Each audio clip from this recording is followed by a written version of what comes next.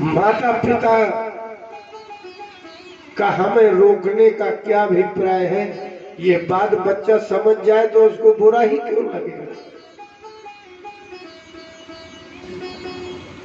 हमने कहा क्यों? तो बोले साबुन से गुरुवार को नहीं नहाना चाहिए। तो आदित्य ने कहा कि ये गुरुवार को साबुन से नहीं नहाना चाहिए, मगर कौन कह रहा है? बोले यही सब कह रहे हैं। इनकी बात उसको माननी पड़ेगी, क्योंकि उसने कहीं पढ़ा ही नहीं है, कहीं लिखा ही नहीं है, ठोस ज्ञान नहीं है। इसलिए जब अपने को ज्ञान नहीं होता ना, तो ये भी बात नहीं आप दमदारी से कहते कि नहीं नहीं ऐसा ही लिखा है, ऐसी जगह पर कहा गया। तो सुनी सुनाई बात में भी दम नहीं होता है। आप मजबूती नहीं पकड़ पाए, समझा नहीं पाए, हमको कह नहीं पाए। इसलिए कहते हैं कि बिना प्रमाण के, बिना देखे, बिना लिखे आप जान ही नहीं सकते। और यदि आपने सुनी सुनाई बात मान ली है तो एक न एक दिन चार आदमी में जब प्रमाण मांगा जाएगा तो आपके पास होगा नहीं। बोले लोग कह रहे थे, तो लोगों का क्या, ऐसी तो तुम्हारे जैसी तो लोग हैं।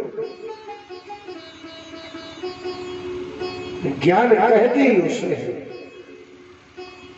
कि जिसमें इतना आत्मविश्वास हो कि पूरा संसार भी कहे तो भी हम उस बात को नहीं मान सकते, गलत को।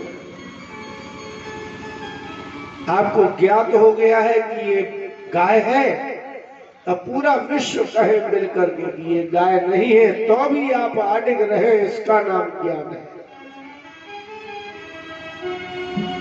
अब आपने मान लिया कि कुछ लोग कह रहे थे वो तो भैंस है, आगे पहुंचे तो पता चला कि नहीं नहीं वो तो गाय ही थी। तो जितने दिन आप गाय मानते रहे वो भी गलत, असंदेह में नहीं रहे, संदेह में रहे। इसलिए ज्ञान उसे नहीं कहते जिसमें संदेह हो, ज्ञान उसे नहीं कहते जिसमें दृढ़ता ना हो।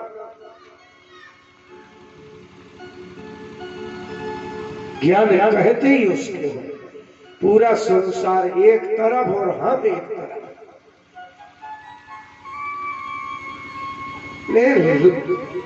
असंदिग्ध ज्ञान, संदेह है ही नहीं और हमको कोई भ्रमित ही नहीं कर सके, उसका नाम ज्ञान। रस होता ही ऐसा। इसलिए भगवान को क्या, भगवान का ज्ञान नहीं हो पा रहा।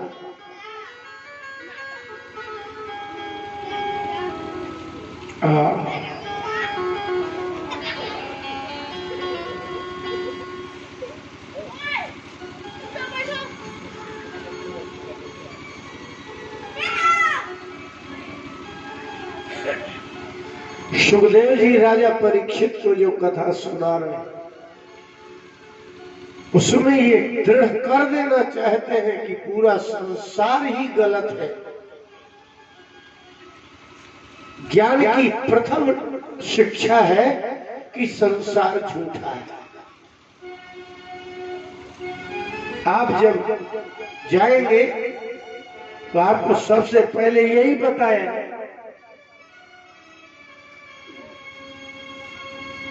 आप जाइए किसी गुरु के पास तो आपको ये बड़ा आश्चर्य होगा कि अभी तक जो मैं कहता था कि वाह ऐसा नहीं करेंगे तो लोग क्या कहेंगे, ऐसा बोलेंगे तो लोग क्या कहेंगे। इसलिए जब आप किसी गुरु के पास जाएंगे तो सबसे पहली सीढ़ी है ज्ञान की शिक्षा, ये है कि संसार झूठा है और संसार की बात मानना ही नहीं है। और इस पर यदि आप दृढ़ हो गए तो ही ज्ञान होगा।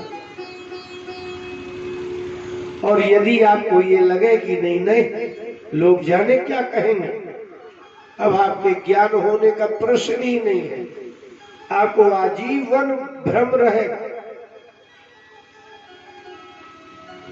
इसलिए ज्ञान का पहला पाठ ये है कि संसार का कोई भी धनवान प्रामाणिक नहीं है।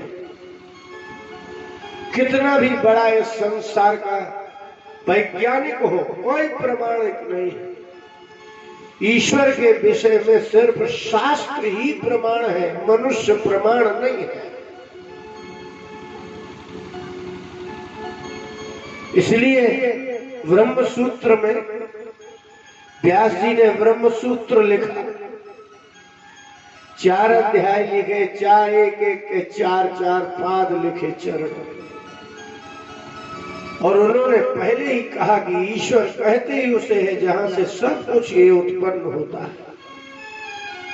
दूसरी बात उन्होंने कही कि समन्वय करना, समन्वय अध्याय अंत में लिखा शास्त्र योनित्वा, ये ज्ञान का प्रथम है कि आप संसार को बिल्कुल संसार की नहीं माननी है। और जब आप संसार की नहीं मानते तो समझ लीजिए आप ज्ञान की बिल्कुल मार्ग में खड़े हैं। संसार को नहीं मानना, संसार की नहीं मानना, ये ज्ञान का प्रथम सिद्धांत है। और दूसरा सिद्धांत है कि शास्त्र में जो लिखा है वही सत्य है। इसलिए सूत्रकार लिखा व्यास जी ने शास्त्र योनित्वात्, जैसे मनुष्य योनि कहते हैं ना आप लोग, 84 लाख योनि, योनि क्यों कहते हैं? क्योंकि आप वहां से उत्पन्न होते हैं। ऐसे ही भगवान को शास्त्र योनि कहते हैं। भगवान शास्त्र से ही प्रकट होंगे, किसी व्यक्ति के कहने से भगवान की सत्ता का संबंध नहीं है। इसलिए पहले शास्त्र पर श्रद्धा विश्वास चाहिए, फिर हम जिस गुरु के पास गए हैं वो शास्त्रज्ञ होना चाहिए। वो अपनी बात नहीं बताएं, पहले शास्त्र की ही बात बताएं। इसलिए तुलसीदास जी ने प्रारंभ से और अंत तक एक ही बात लिखी, संत पुराण वेद मत, ये 3 मत चले हैं। संत पुराण वेद इतिहास, तो वेद पुराण और इतिहास ये तो शास्त्र है। अब संत कौन?